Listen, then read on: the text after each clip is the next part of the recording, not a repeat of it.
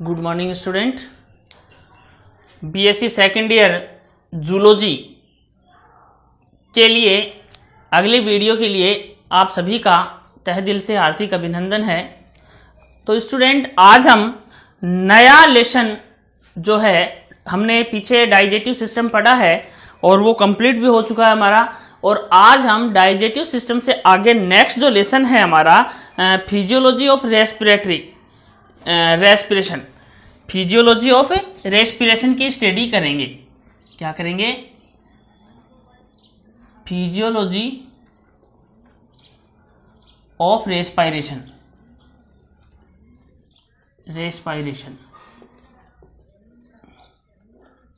श्वसन की कारिकी क्या है? श्वसन की कारिकी। ओके, श्वसन की कारिकी के अंतर्गत आज हम स्टडी करेंगे कि श्वसन किस प्रकार से होता है, श्वसन किसे कहते हैं। इन सब बातों की हम आज के वीडियो में डिस्कस करेंगे। तो हमने जो छोटी क्लासेज में पढ़ा है, कि श्वसन किसे कहते हैं, क्या है, आज वो सारा का सारा हम इस टॉपिक में पूरा का पूरा डिस्क्राइब करेंगे। तो सबसे पहला हमारा क्वेश्चन निकल के आता है कि श्वसन कहते किसे हैं, श्वसन क्या है। तो देखिए, सबसे पहले श्वसन किसे कहते हैं।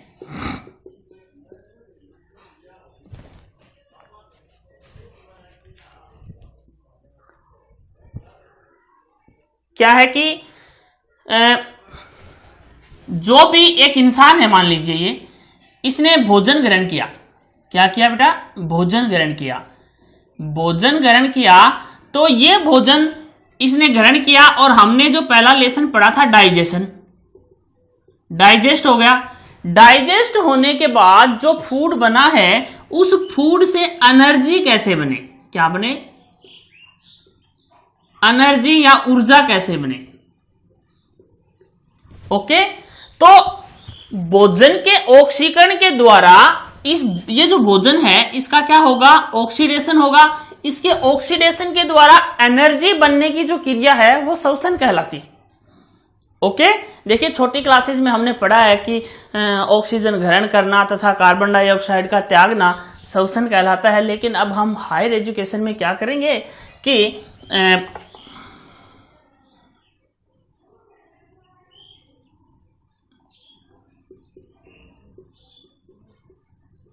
भोजन के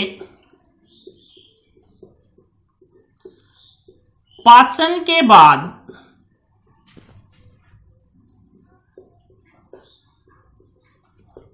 ऑक्सीकरण द्वारा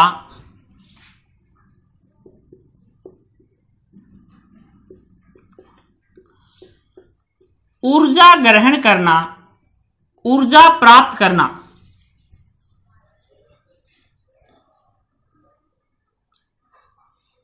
ऊर्जा का उत्पादन करना श्वसन कहलाता है। क्या कहलाता है? श्वसन। भोजन के पाचन के बाद ऑक्सीकरण द्वारा भोजन का ऊर्जा का उत्पादन करना क्या कहलाता है? श्वसन कहलाता है। श्वसन जो है वो एक अति आवश्यक क्रिया है, और इस अति आवश्यक क्रिया के अंदर हम ऑक्सीजन तो ग्रहण करते हैं, हम कौन सी गैस अपटेक करेंगे? O2 तो ग्रहण करेंगे, और भोजन का ऑक्सीडेशन हो गया। ऑक्सीडेशन के द्वारा जो बनी जो CO2 है, जो भोजन के ऑक्सीडेशन के द्वारा जो CO2 बनी है, और उस CO2 को हम जब बाहर निकालते हैं तो ये क्रिया क्या कहलाती है? श्वसन कहलाती है। अभी हम इसकी जनरल व्यू बता रहे हैं आप लोगों को कि देखिए, भोजन ग्रहण किया, डाइजेस्ट हुआ। इस डाइजेस्ट फूड को हमने जो ऑक्सीजन ग्रहण की थी, उस ऑक्सीजन की उपस्थिति में इसका हमने ऑक्सीडेशन किया। ऑक्सीडेशन के द्वारा एक तो एनर्जी बनी, और दूसरी क्या बनी? ये कार्बन डाइऑक्साइड गैस बनी। और ये कार्बन डाइऑक्साइड गैस जो है ये हम बाहर निकाल देते हैं। इसको हम क्या कहते हैं? श्वसन। इस पूरी प्रोसेस को हम क्या कहते हैं? श्वसन कहते हैं। तो सबसे पहले देखिए, नेक्स्ट है आगे, रॉबर्ट बोयल व रॉबर्ट हुक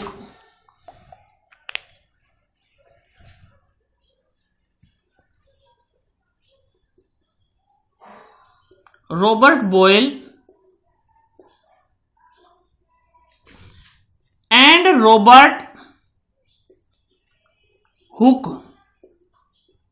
रॉबर्ट बॉयल व रॉबर्ट हुक ने सर्वप्रथम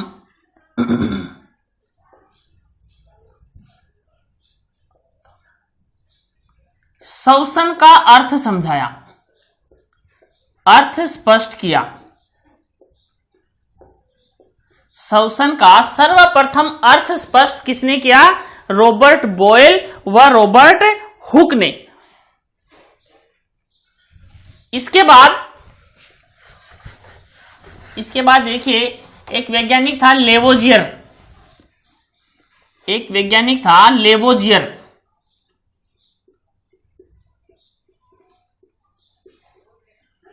लेवोजियर ने श्वसन में ऑक्सीजन के महत्व को बताया। श्वसन में ऑक्सीजन के महत्व को किसने बताया? लेवोजियर ने बताया। और सर्वप्रथम श्वसन का जो अर्थ है वो किसने स्पष्ट किया? रॉबर्ट हुक व रॉबर्ट बॉयल ने।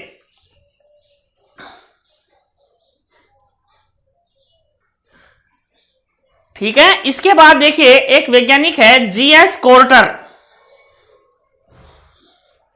जीएस कोर्टर ने भी श्वसन में ऑक्सीजन के महत्व को बताया।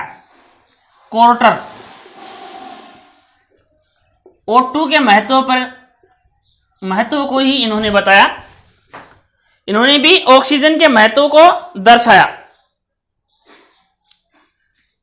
इसके बाद देखिए जो श्वसन है, देखिए जनरल स्टडी हो गई कि श्वसन किसे कहते हैं कि वातावरण से ऑक्सीजन ग्रहण की जाती है। जो हम फूड ग्रहण करते हैं उस फूड के डाइजेशन के बाद उस फूड का हम ऑक्सीडेशन करते हैं उस ऑक्सीजन की प्रेजेंस में, तो एनर्जी बनती है। और CO2 एनर्जी तो हमारी मेटाबॉलिक एक्टिविटीज में काम ले ली जाती है, तथा जो CO2 बनती है उसको हम वापस नेसल मार्ग के द्वारा बाहर उसको उत्सर्जित कर देते हैं, बाहर निकाल देते हैं। इस क्रिया को हम क्या कहते हैं? श्वसन कहते हैं। श्वसन जो है वो हमारी बॉडी की एक अति आवश्यक क्रिया है। अति आवश्यक क्रिया है मीन्स कि इसके द्वारा एनर्जी का प्रोडक्शन होता है। और ये जो श्वसन है, इस श्वसन के अंतर्गत सर्वप्रथम श्वसन का अर्थ स्पष्ट किया था रॉबर्ट बॉयल व रॉबर्ट हुक ने। लेवोजियर ने तथा कोर्टर ने श्वसन में ऑक्सीजन के महत्व को बताया। इसके बाद देखिए श्वसन जो है इसको हम 2 पार्ट्स में पढ़ेंगे। एक तो है बाह्य श्वसन और दूसरा है आंतरिक श्वसन, और तीसरा है 3 फेज में पढ़ेंगे। इसको हम थोड़ा सा इसको मैं बता दूं आपको।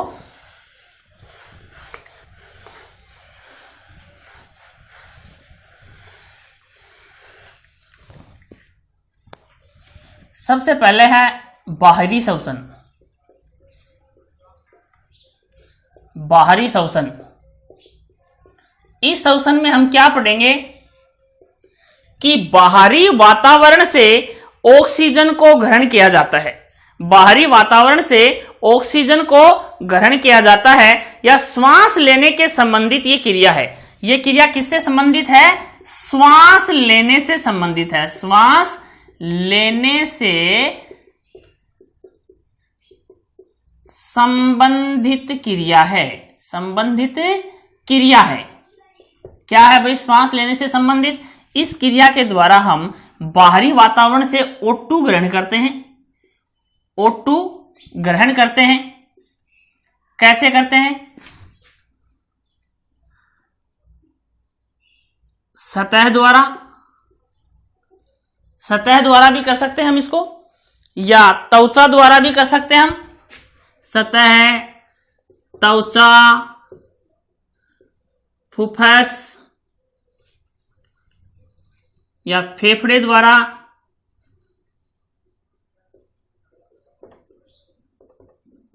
हम बाहरी वातावरण से क्या करते हैं? O2 ग्रहण करते हैं और इसी O2 को फिर वापस हमें CO2 के रूप में बाहर छोड़ते हैं।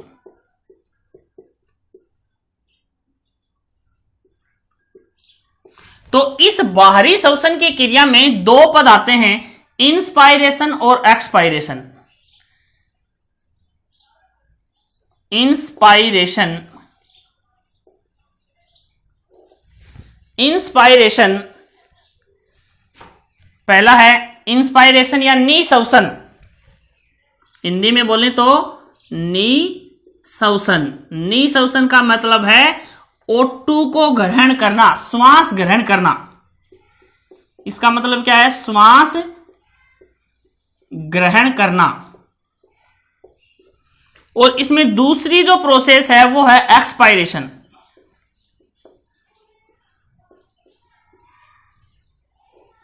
एक्सपायरेशन का मतलब है उच्च श्वसन।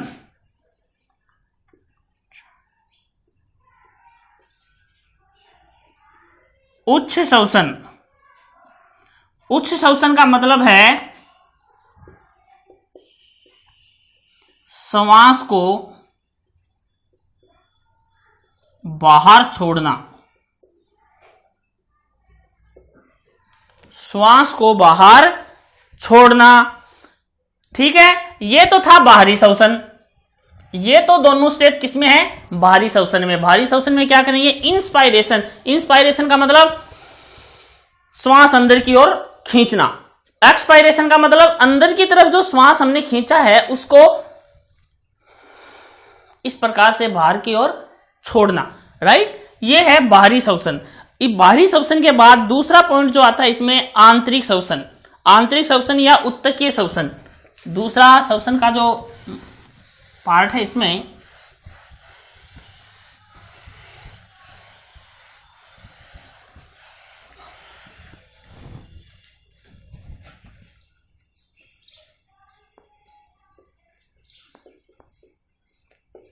आंतरिक श्वसन।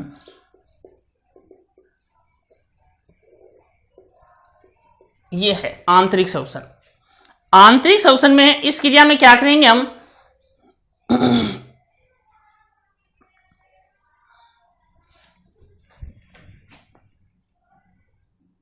इसमें क्या होगा कि बाहरी वातावरण से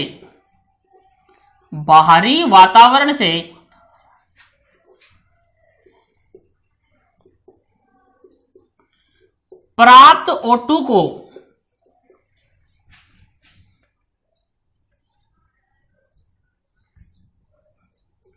रुधिर के हीमोग्लोबिन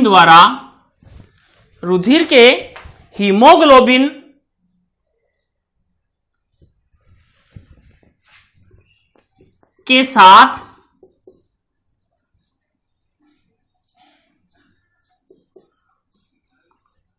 ऑक्सी हीमोग्लोबिन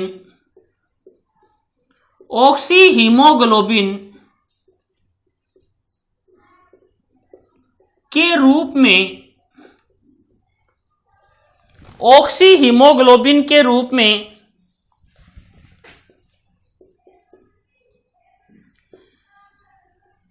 शारीरिक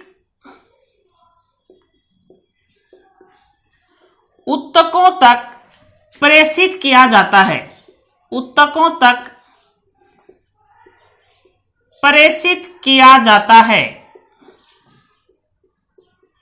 क्या होता है कि बाहरी वातावरण से जो ऑक्सीजन ग्रहण की जाती है उसको ऑक्सी हीमोग्लोबिन के रूप में शारीरिक ऊतकों तक प्रेषित किया जाता है। इसके बाद क्या है कि कोशिकाओं में भोजन के दहन से प्राप्त जो कार्बन डाइऑक्साइड है वो रुधिर द्वारा श्वसनों की सतह की सहायता से बाहर निकाल दी जाती है। क्या होगा कि दूसरे पॉइंट में क्या होगा कि भोजन के दहन के बाद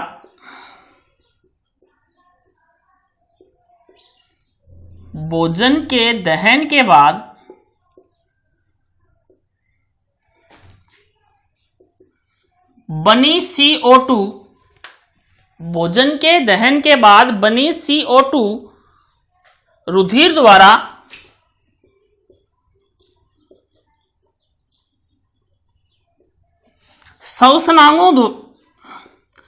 श्वसनांगों की सहायता से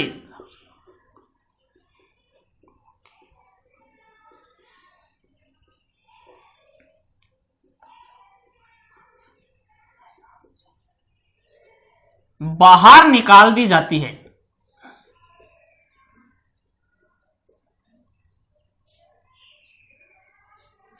बाहर निकाल दी जाती है। ठीक है।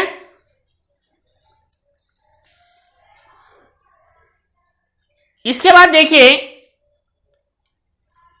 कि रुधिर और कोशिका द्रव्य के मध्य श्वसनीय गैसों का विनिमय होता है। इसके बाद रुधिर और आंतरिक जो अंग है उनके मध्य गैसों का आपस में क्या होता है, विनिमय होता है। तो सेकंड पार्ट क्या है, आंतरिक श्वसन। पहले पार्ट क्या था हमारा, बाह्य श्वसन। बाह्य श्वसन में क्या है, सतह, फेफड़े आदि के द्वारा बाह्य ऑक्सीजन को ग्रहण किया जाता है और उसको छोड़ा जाता है। मतलब इंस्पायरेशन और एक्सपायरेशन इंक्लूड है किसमें, बाह्य श्वसन में। आंतरिक श्वसन में क्या है कि जब गैस जो वायु है वो जब हमारे लंग्स तक आ गई है तो यहां से हीमोग्लोबिन के साथ मिलकर ऑक्सी हीमोग्लोबिन के रूप में हमारी बॉडी के विभिन्न जो टिश्यूज हैं उनको प्रेषित की जाती है और वहां उन टिश्यूज से जो दहन के द्वारा जो CO2 निकली हुई है वो CO2 उसी ब्लड के द्वारा वापस हमारे लंग्स तक पहुंचती है। तो ये क्रिया है आंतरिक श्वसन। इसको हम कहते हैं आंतरिक श्वसन, इंटरनल रेस्पिरेशन। इसके बाद में है सेलुलर रेस्पिरेशन या कोशिकीय श्वसन। तीसरा स्टेप है इसका कोशिकीय श्वसन।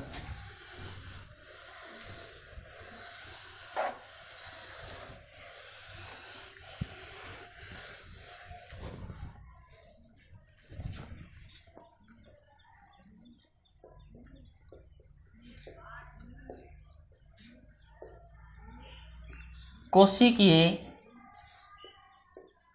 श्वसन। ओके, कोशिकीय श्वसन क्या है,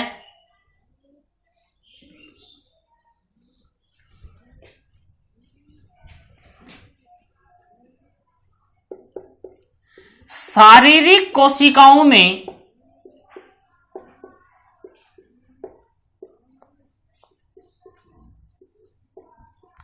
शारीरिक कोशिकाओं के अंदर भोज्य पदार्थों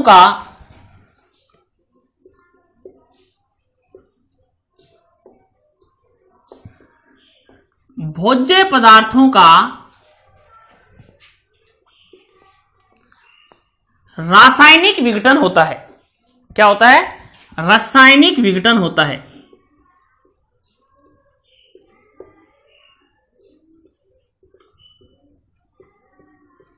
रासायनिक विघटन होता है। क्या होता है भाई, रासायनिक विघटन होता है जिसको जैविक ऊर्जा की प्राप्ति होती है, जिससे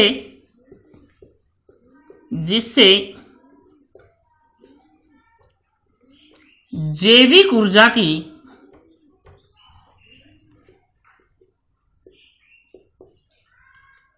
प्राप्ति होती है। ओके, शारीरिक कोशिकाओं में भोज्य पदार्थों का रासायनिक विघटन होता है जिससे जैविक ऊर्जा की प्राप्ति होती है। देखिए हमने इसमें 3 पॉइंट पढ़े हैं। हमने पहला पॉइंट क्या पढ़ा भाई, बाहरी श्वसन। क्या पढ़ा, बाहरी श्वसन।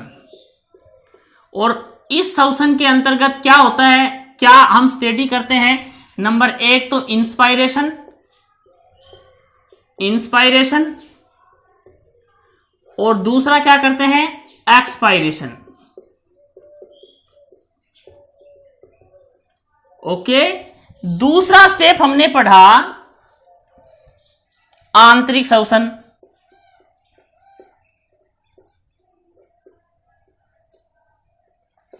इस आंतरिक श्वसन के अंतर्गत हम क्या पढ़ेंगे, आंतरिक श्वसन के अंतर्गत हम पढ़ेंगे कि जो O2 श्वसन अंग तक आ गई है, श्वसनांग तक आ गई है, उसको Hb के द्वारा हीमोग्लोबिन के द्वारा उसको और टिश्यूज तक ले जाया जाता है। कहां तक है, टिश्यूज तक ले जाया जाता है। और टिश्यूज के पास जो CO2 है उसको कहा, रुधिर के द्वारा ही, किसके द्वारा, रुधिर के द्वारा ही उसको श्वसनांग तक लाया जाता है। यह क्रिया है आंतरिक श्वसन की, राइट। इसके बाद है कोशिकीय श्वसन। कोशिकीय श्वसन क्या है?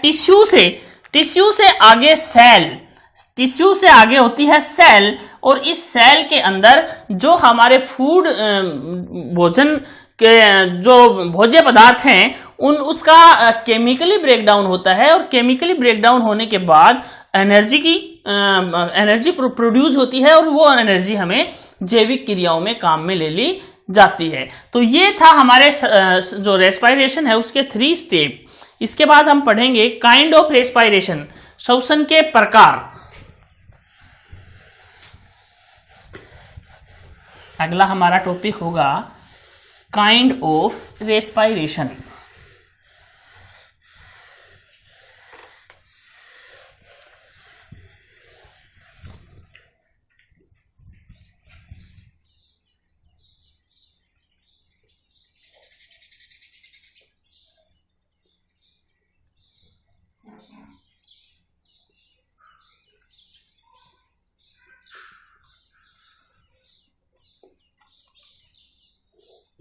श्वसन के प्रकार।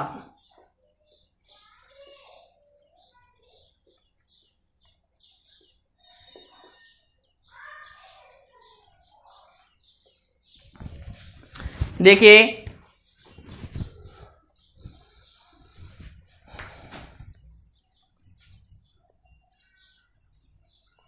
O2 की उपस्थिति एंड O2 की उपस्थिति एंड अनुपस्थिति के आधार पर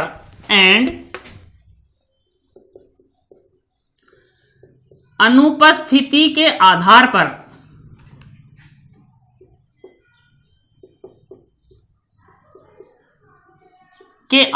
पर श्वसन 2 प्रकार का होता है भाई। कितने प्रकार का होता है श्वसन? 2 प्रकार का होता है। पहला है एरोबिक रेस्पिरेशन,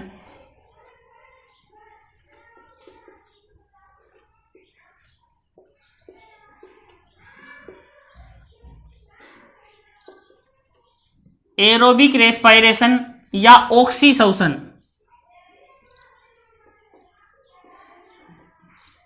ऑक्सी श्वसन। और दूसरा है एनारोबिक रेस्पिरेशन।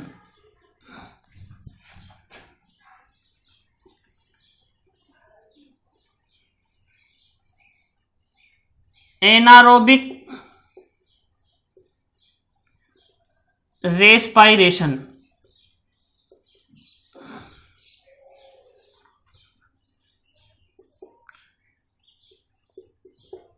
अनॉक्सी श्वसन। ओके, सबसे पहले देखिए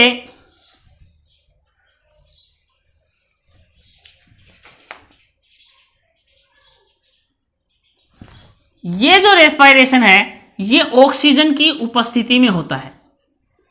ऑक्सीजन की उपस्थिति में होता है। ओके,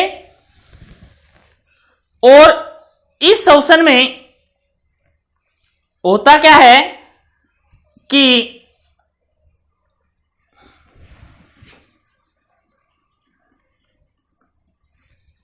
प्रोटोजोआ से लेकर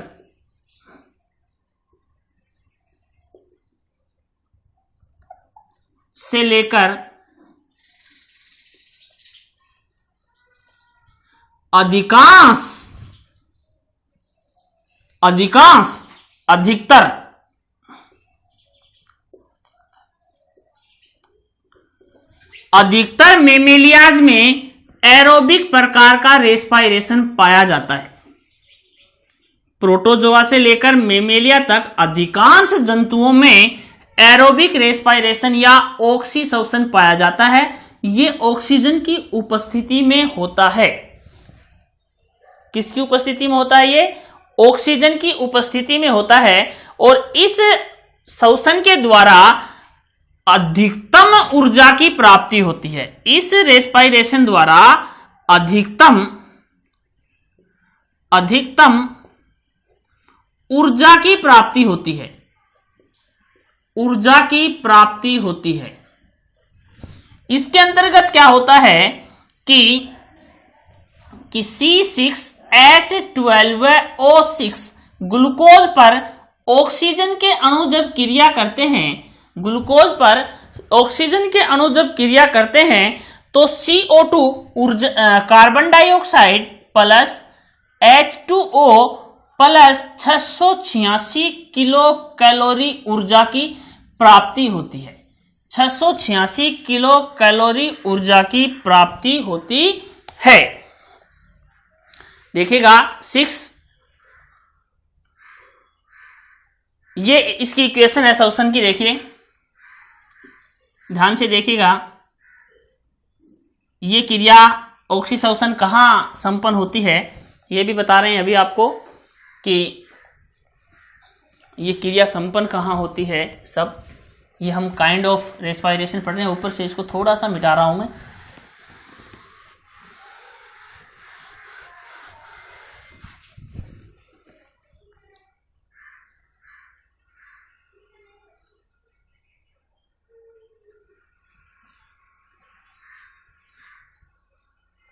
देखिए C6H12O6 ग्लूकोज का अणु है, इसके ऊपर 6O2 ऑक्सीजन के अणु काम करेंगे। 6O2 काम करेंगे तो 6 अणु इसके कार्बन डाइऑक्साइड के और 6 अणु जल के तथा 686 किलो कैलोरी ऊर्जा की प्राप्ति होती है। इसके अंदर इसे ही हम भोजन का ऑक्सीकरण कहते हैं। एरोबिक रेस्पिरेशन है ये, एरोबिक रेस्पिरेशन। ये क्रिया होती कहां है? ये क्रिया होती है सेल के अंदर, जो हमारा एक कोशिकांग है माइटोकॉन्ड्रिया में। माइटोकॉन्ड्रिया के अंदर ये प्रोसेस होती है। इसी कारण इस माइटोकॉन्ड्रिया को हम कोशिका का शक्ति गृह भी कहते हैं। इसी कारण इसको हम, क्योंकि पावर हाउस है ये, इसके अंदर ही तो एनर्जी बन रही है और अधिकतम ऊर्जा की प्राप्ति हो रही है। 686 किलो कैलोरी ऊर्जा की प्राप्ति हो रही है। तो ये है ऑक्सीसोशन, ऑक्सीजन की उपस्थिति में होता है। अधिकांश प्रोटोजोआ से लेकर के मेमेलिया तक अधिकांश जंतुओं में इस प्रकार का रेस्पिरेशन पाया जाता है और अधिकतम ऊर्जा की प्राप्ति होती है और इस प्रकार से इसकी इक्वेशन होती है। यह है एरोबिक रेस्पिरेशन। इसके बाद में है एनारोबिक रेस्पिरेशन। ठीक है, तो इसको मिटा रहा हूं मैं।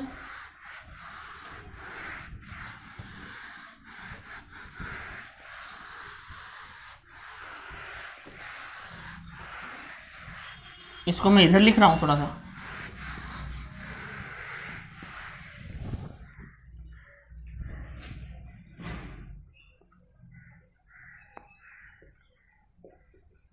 Anaerobic respiration, अनऑक्सीसोशन।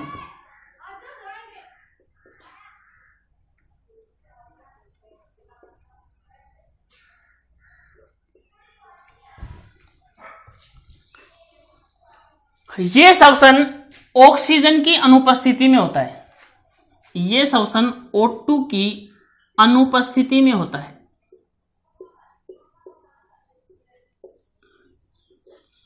O2 की अनुपस्थिति में होता है, लेकिन इसमें भी CO2 का निष्कासन होता है। लेकिन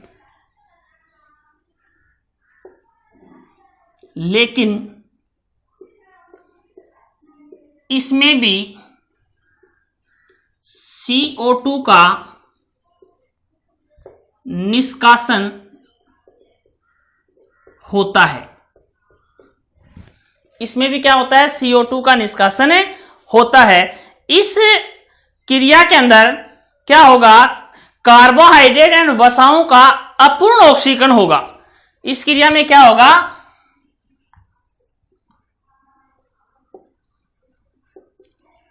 कार्बोहाइड्रेट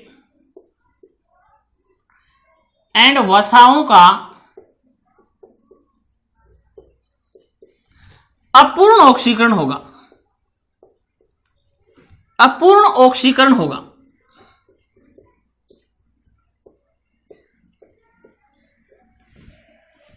अपूर्ण ऑक्सीकरण होता है। ओके,